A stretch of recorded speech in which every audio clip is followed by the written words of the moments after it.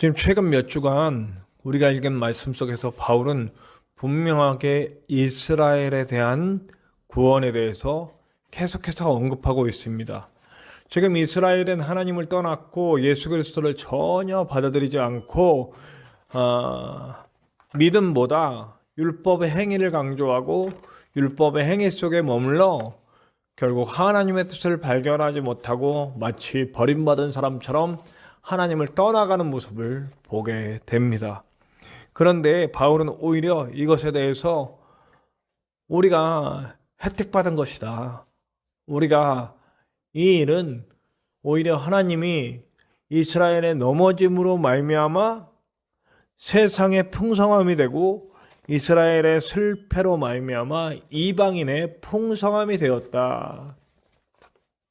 그리고 앞으로 그러면 돌아올 이스라엘이 받을 풍성함은 얼마나 크겠느냐라고 얘기하면서 이스라엘이 무너짐으로써 우리가 오히려 혜택 입었으니 오히려 감사해야 하고, 그리고 앞으로도 이스라엘의 구원을 위해서 잊지 않고 계속 기도하고 그래야 한다는 것을 넌지시 이야기하고 있는 겁니다.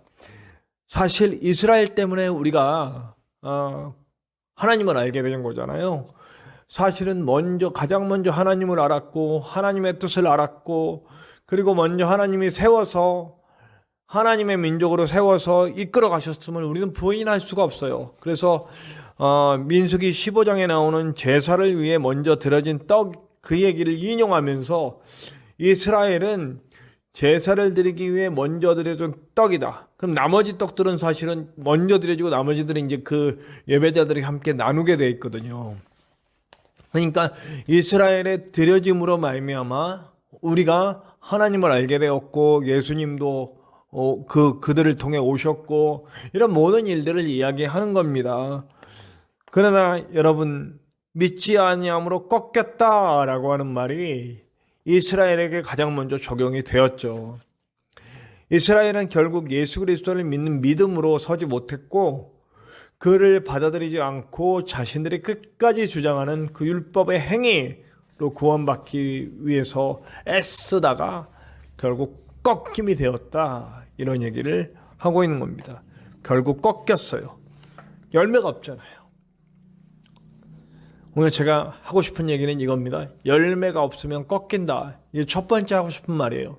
이스라엘이 꺾인 이유, 이스라엘이라고 하는 좋은 가지, 거기 열매가 많이 맺혔었고, 아브라함과 다윗과 그리고 많은 신앙의 선배들, 히스기야와 엘리야와 수없이 말할 수 없는 하나님을 따르던 그 많은 그 신앙의 선배들이 있는, 그래서 많은 열매들이 주렁주렁 열리기도 했었고 하나님을 떠나기도 했었고 이렇지만, 결국 예수님 때에 그들은 예수님을 영접하지 않으므로 일단 꺾였어요. 꺾인 이유는 뭐냐면 예수님 때 그들에게는 열매가 하나도 없었어요.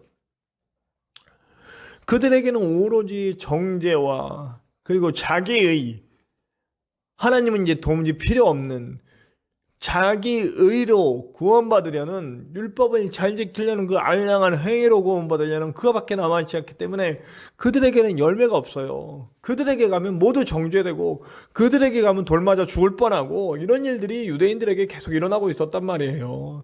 이방인들이 또 그 태어나면서부터 장애를 갖고 태어난 사람들이, 혹은 또 병을 얻은 사람들이, 여자들이 소외되고 버림받고 돌팔매증을 당하고 하는 일들이 이들에게 있었어요. 이들에게 가면 좋은 일이 안 일어나.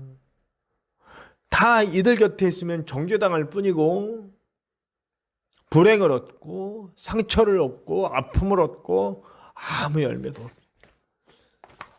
열매도 없기 때문에 그들은 꺾일 수밖에 없다라고 하는 겁니다.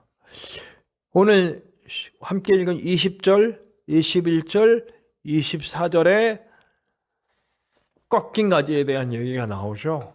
그러면서 뭐라고 얘기합니까? 특별히 원가지도 꺾으셨는데 덧붙여진 너희들일까 보냐, 뭐 이렇게 얘기하고 있습니다. 자, 열매가 없으면 원래 가지, 그러니까 원가지라고 표현하는 것이 참 재밌잖아요. 그러니까 원래 처음 나온 가지예요. 이 가지는 원래 처음 나와서 열매가 맺혔던 가지예요. 그게 이스라엘이라고 표현되고 있고요. 근데 그 가지에 열매가 없고 오직 정죄와 그리고 상처와 하나님이 원치 않는 불순종의 열매들이 계속 맺히니까 꺾였단 말이에요. 그러니까 바울은 그렇게 표현하고 있습니다. 열매가 없으면 원가지도 꺾으시는데 우리는 접붙여진 가지예요. 그러니까 우리는 원래는 이 나무에서 난 가지가 아니라 땅에 떨어져 있던 다른 나무, 이런 뭐 돌감람나무의 가지인데 참감람나무에 접붙여진 거예요. 지금 그 돌감람나무에서 아무런 먹을 수 없는 열매들을 맺을 수밖에 없는, 그래서 그렇게 말라 비틀어져 죽을 수밖에 없는 가지였는데, 그 가지들이 이제 정말 좋은 열매를 맺을 수 있는 하나님의 줄기, 또 예수 그리스도의 줄기에 접붙여져서 거기서 이제 참감람나무 열매를 맺을 수 있는 존재, 생명을 가지고 열매를 맺을 수 있는 존재로 다시 붙었단 말이에요. 그런데 그렇게 접붙여진 가지가 원가지도 열매가 없으면 꺾어버리는데 너희들이 열매가 없으면 너희들 일까 보냐, 이렇게 얘기하는 거죠. 그러니까 우리도 언제든지 꺾여질 수 있다라고 하는 거예요. 자, 여러분, 그 제가 늘 하는 얘기, 우리 믿음, 당신이 구원받았다라고 확신하는 그 확신 정말 진짜인지 항상 의심해 봐라. 자고 제가 수도 없이 말씀드리죠. 바로 이런 구절들 때문에 제가 그렇게 말씀드리는 거예요. 하나님은 한 영혼은 천하보다 귀하게 여기셔요. 맞아요. 하나님은 한 영혼은 천하보다 귀하게 여기시지만 그 한 영혼이 다른 열매를 맺을 가지들의 양분을 뺏어서 받아 먹으면서 아무런 열매도 맺지 않고, 그리고 다른 가지들이 좋은 열매를 맺으려고 하는 그런 상황에 있는 가지들의 그 열매들까지 방해하는 상황이라면 일단 꺾어버리신다는 거예요. 꺾어서 일단 던져놓으시고, 이 다른 열매들이 자리를 잡고 열매가 잘 맺힐 수 있을 때까지 그 가지는 버리신다는 얘기, 꺾어버리신다는 얘기. 자, 더 많은 영혼의, 사실 우리 하나님은 제가 늘 말씀드리지만 하나님의 구원 계획은 온 인류를 향한다고 말씀드렸어요. 특정한 어떤 민족이나 특정한 개인을 향하지 않고, 사실 뭐 하나님은 1대1의 하나님으로 만나 주시지만 더 많은 영혼이 구원받기를 바라시는 것이 하나님의 마음이에요. 그러시니까 꺾는 거예요. 자, 여기까지 얘기하면 이제 꺾여지면 구원이 없냐? 저는 또 다른 이 안에서 오늘 이건 말씀 중에서 또 다른 진리를 하나 발견하게 됩니다. 이스라엘을 꺾으셨단 말이에요. 그죠? 이스라엘이 돌아오지 않으니까 꺾어서 버리셨어요. 근데 바울은 계속해서 이 이스라엘 민족에 대한 희망을 버리지 않았다는 거죠. 하나님의 마음으로 지금 얘기하고 있는 거예요. 꺾었지만 꺾었다고 완전히 버려버린 것은 아니다는 얘기예요. 꺾었지만 우리 하나님은 끝내 버리지 않으시고 다시 접붙여줄 날이 온다라고 하는 겁니다. 22절에 하나님의 인자에 대해서 얘기합니다. 그 인자는 끝이 없다. 끝판왕이에요. 네, 끝판왕. 끝판왕이라는 말 아시죠? 네, 하여튼 최고수 뭐 이런 뜻이에요. 최고 레벨. 네, 네, 끝판왕. 이제 뭐냐면 그 오락이나 뭐 이런 영화 같은 데 보면 최후의 보스 나오잖아요. 도저히 이길 수 없는 최후의 보스, 끝판왕. 네. 그래서 그거를 이제 요즘 사람들은 끝판왕이란 말은 최고수, 더 이상 이길 수 없는 마지막 존재, 뭐 이런 뜻이에요. 그런 식으로 제가 좀 뭐 악당 보스를 얘기하는 건 아니지만, 우리 하나님은 인자에 있어서는 최고수, 이 세상 어떤 다른 민족들이 믿고 있는 그런 신들, 그걸 뛰어넘어서 누구도 쫓아올 수 없는 건 최고의 인자를 가지신 분이 우리 하나님이심을 22절에 얘기합니다. 그리고 접붙일 수 있는 능력이 주님께, 하나님께 있으시다라고 23절에 얘기해요. 그러니까 저는 정말 놀라운 깨달음을 얻어요. 한번 꺾어서 버렸다고 해서 그 버려진 게 완전히 버려진 게 아니에요. 언제든지 다시 기회를 얻어서 접붙이실 수 있는 분이 하나님이시라는 거예요.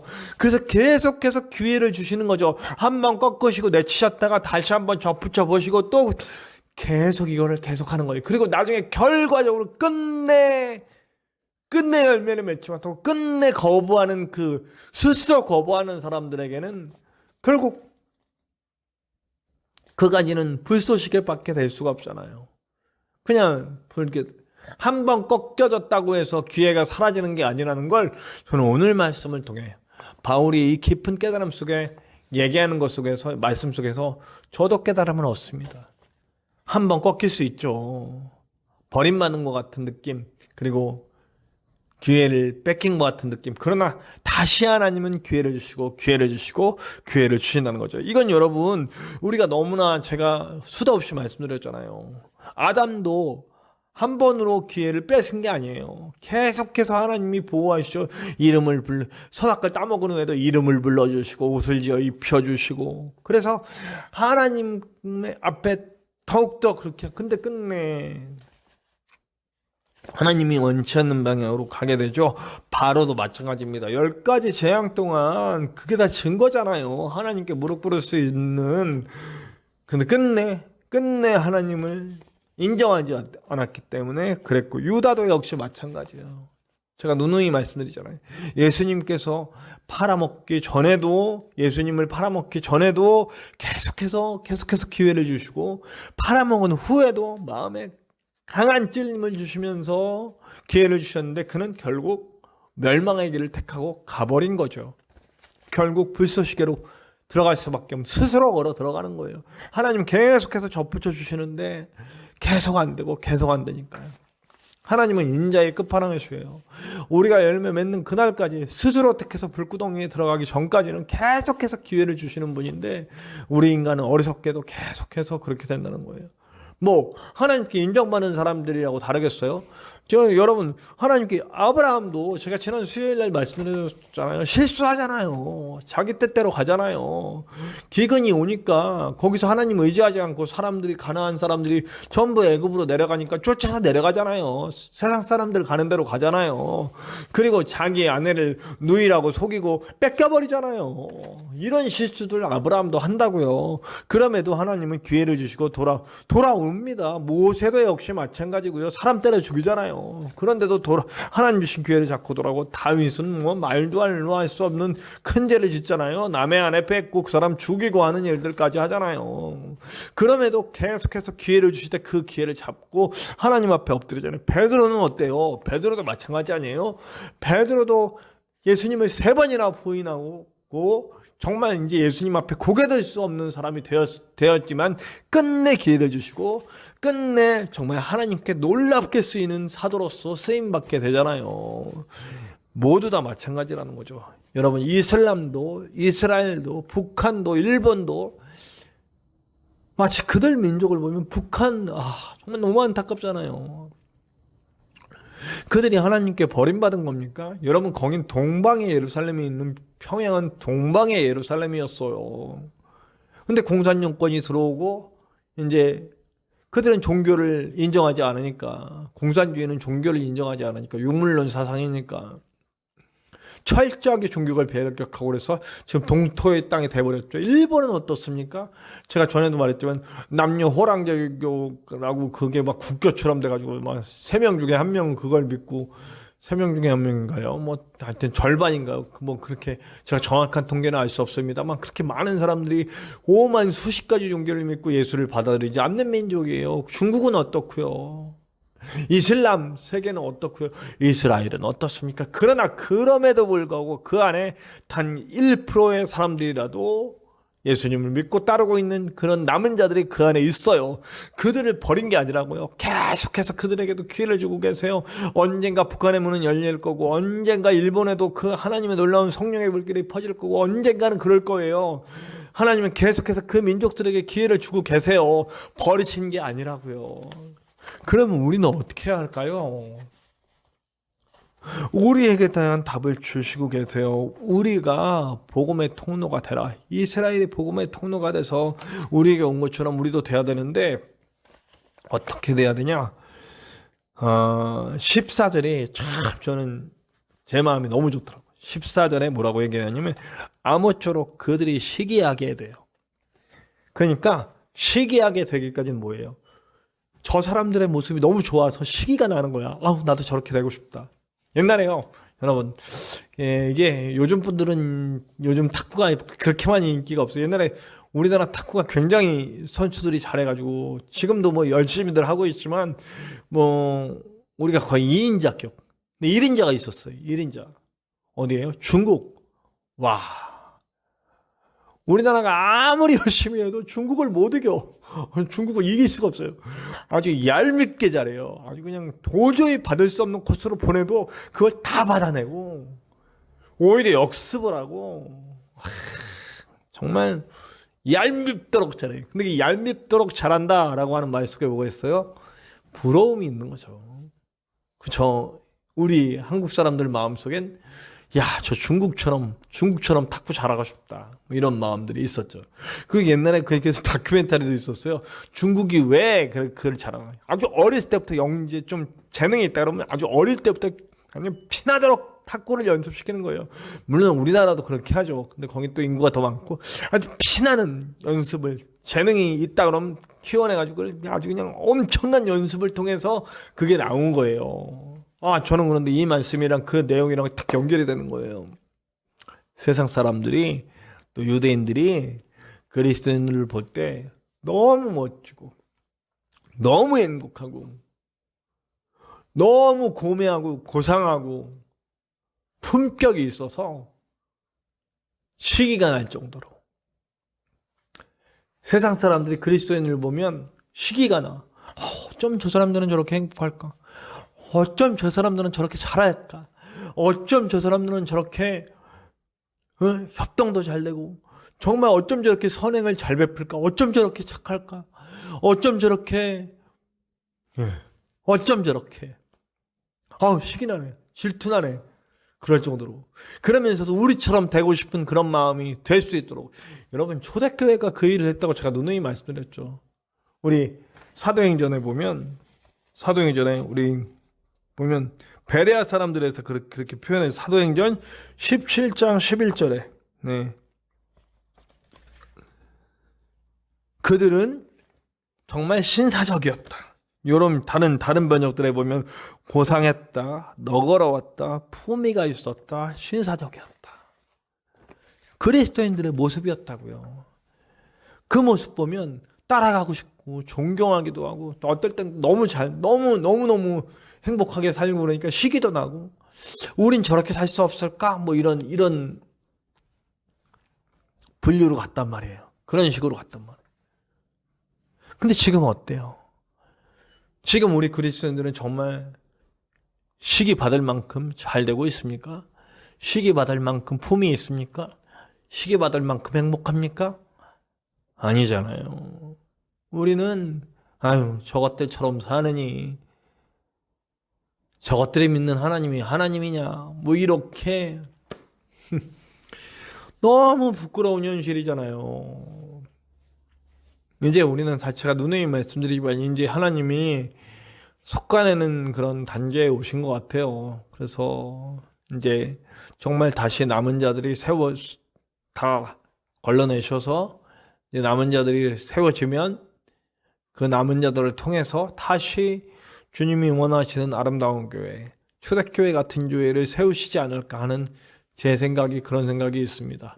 앞으로 예수님 믿는 건 더 어려워질 거예요. 힘들 거예요. 교회는 점점 더 어려워질 거예요. 그러나 이것은 하나님 주신 기회로 믿고 다시 우리는 고상한 사람들이 되어야 하고 신사적인 사람이 되어야 하고 품위 있는 사람이 되어야 하고 너그러운 사람이 되어야 하고 신사적인 사람이 되어야 합니다. 그래서 우리를 볼 때 누구든지 정말 시기가 날 정도로 쫓아오고 싶은 사람, 시기가 날 정도로 그리고 만큼 멋진, 오늘 제가 제목을 그렇게 정했어요. 시기를 받을 만큼 멋진, 그 누구나 되고 싶은 거예요. 저 사람들처럼 되고 싶은 거예요. 우리나라 탁구가 그 중국 탁구처럼 되고 싶으듯이 정말 멋진 사람 보면 정말 저 사람 따라가고 싶으듯이 그들의 입에서 나오는 예수, 그들의 입에서 나오는 복음이 진짜가 되는 거죠. 사실 그렇게 될 수밖에 없거든요. 예수님을 믿는 사람들은 예수님 믿고 성령이 그들에게 임하셔서 성령이 이끌어 가시면 하나님의 향기를 품을 수밖에 없고 하나님의 형상을 닮아서 하나님의 마음으로 행하고 하나님의 마음으로 말할 수밖에 없잖아요. 그럼 당연하게 드러나는 게 품이고 당연하게 드러나는 게 그들의 아름다움이 아닐까요? 세상 사람들이 시기할 만큼 멋진 그리스도인들이 되지 않을까요? 그럼 그들의 가지에서는 얼마나 많은 좋은 참 감람 열매가 열리게 될까요?